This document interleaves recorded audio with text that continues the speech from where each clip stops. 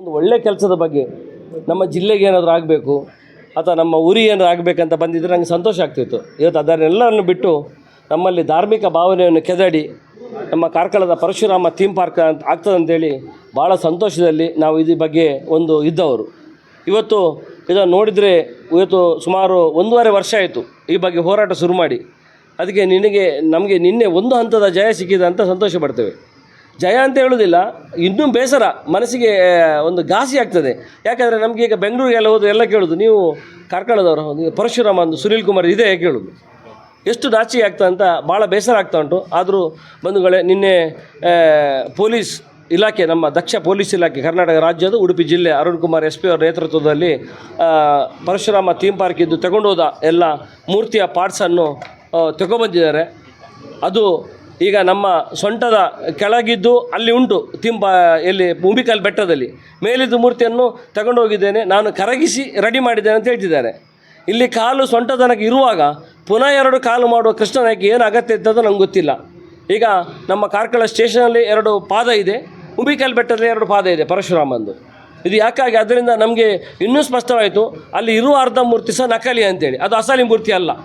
ಅದರಿಂದ ನೀವೆಲ್ಲರೂ ಹೇಳಬೇಕು, ಒಂದು ಪ್ರಜಾಪ್ರಭುತ್ವ ವ್ಯವಸ್ಥೆಯಲ್ಲಿ ಒಬ್ಬರು ಶಾಸಕ ಆಗಲಿಕ್ಕೋಸ್ಕರ ಇಂಥ ಒಂದು ಕಾರ್ಯಕ್ರಮವನ್ನು ಮಾಡಿ ಎಲ್ಲ ಜನರನ್ನು ಅಲ್ಲಿ ಆಕರ್ಷಿಸಿ ತಾನು ಧಾರ್ಮಿಕವಾಗಿ ಅಥವಾ ಪ್ರವಾಸೋದ್ಯಮವಾಗಿ ತಾಣವನ್ನು ಮಾಡ್ತೇನೆ ಅಂತ ಜನರಿಗೆ ಸುಳ್ಳು ಹೇಳಿ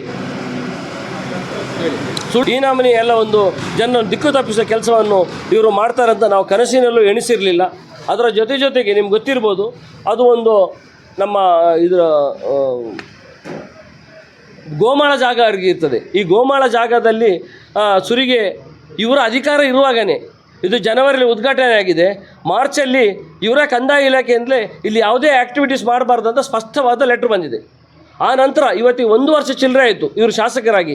ಇವತ್ತಿನ ತನಕ ಒಂದು ಲೆಟ್ರ್ ಬರೆದು ಕಂದಾಯ ಇಲಾಖೆಯಿಂದ ಇದನ್ನು ಮುಕ್ತಿಗೊಳಿಸಿ ಇದನ್ನು ರೆವಿನ್ಯೂ ಡಿಪಾರ್ಟ್ಮೆಂಟಿಗೆ ಕೊಟ್ಟು ಮಾಡಬೇಕಂತೇಳಿ ಯಾವ ಪ್ರಯತ್ನವನ್ನು ಮಾಡಲಿಲ್ಲ. ಅದರಿಂದ ಯಾವುದೇ ಸರ್ಕಾರಕ್ಕೆ ಅಥವಾ ಯಾವುದೇ ಅಧಿಕಾರಿಗೆ ಇನ್ನು 1 ರೂಪಾಯಿ ದುಡ್ಡನ್ನಲ್ಲಿ ವ್ಯವಸ್ಥೆಗೆ ಅಧಿಕಾರ ಇಲ್ಲ. ಯಾಕಂದ್ರೆ ಅಲ್ಲಿ ಯಾವುದೇ ಕೆಲಸ ಮಾಡಬಾರ್ದು ಸ್ಪಷ್ಟವಾಗಿ ಬಂದಿದೆ. ಇದರ ಜೊತೆಗೆ ಇವತ್ತು ಕಾರ್ಕಳ ಜನರ ಭಾವನೆಯೊಂದಿಗೆ ಯಾವ ರೀತಿ ಆಡಿದ್ದಾರೆ, ಕೃಷ್ಣ ಆರ್ಟ್ ಗ್ಯಾಲರಿ ಅವರು ಯಾವ ರೀತಿ ಎಲ್ಲ ಡ್ರಾಮಾ ಮಾಡಿ ಒಂದು ವಿಡಿಯೋ ಮಾಡಿ ವೈರಲ್ ಮಾಡಿದ್ದಾರೆ ನೋಡಿ. ಉದಯ್ ಶೆಟ್ಟರು ಜಾತಿ ನಿಂದನೆ ಮಾಡಿದ್ದಾರೆ, ಅಥವಾ ಮುಸ್ಲಿಂ ಬಾಂಧವರ ತಂದು ಮೂರ್ತಿ ಎತ್ತಲಿ ಬಂದಿದ್ದಾರೆ. ನಾನು ಕೇವಲ ಬರುವಾಗ ಅವರ ಗೇಟಿನ ಹತ್ರ ನನಗೆ ಅಲ್ಲಿ ಮಹಾಚಾರ ಮಾಡಲಿಕ್ಕೆ ಯಾರಾದರೂ ಬರಬೇಕಂತ ಕೇಳಿದ್ದಕ್ಕೆ ನಾನು ಹೋಗಿದೆ. ಆದರೂ ಅವರ ಗೇಟಿನ ಹತ್ತಿರ ಹೋಗುವಾಗಲೇ ಕೃಷ್ಣ ನಾಯಕರ ಚಡಪಡಿಸುವಿಕೆ, ಅವರ ವಿಚಿತ್ರವಾದ ವರ್ತನೆಯನ್ನು ದೂರದಿಂದಲೇ ನೋಡಿ ನಾನು ಅಲ್ಲಿಂದ ಸೀದಾ ಕಾರಲ್ಲಿ ವಾಪಸ್ ಬಂದಿದ್ದೇನೆ. ಇದು ಬಿಟ್ಟು ನಾನು ಕೃಷ್ಣ ನಾಯಕನ ಹತ್ರ ಯಾವ ಒಂದು ಮಾತನ್ನು ಆಡಿಲ್ಲ ಅಂತೇಳಿ ಎಲ್ಲಿ ಬೇಕಾದ್ರೆ ಪ್ರಮಾಣೀಕರಿಸ್ತೇನೆ. ಅವ್ರು ಎಲ್ಲಿ ಬಂದು ನಾನು ಹೇಳ್ತೇನೆ.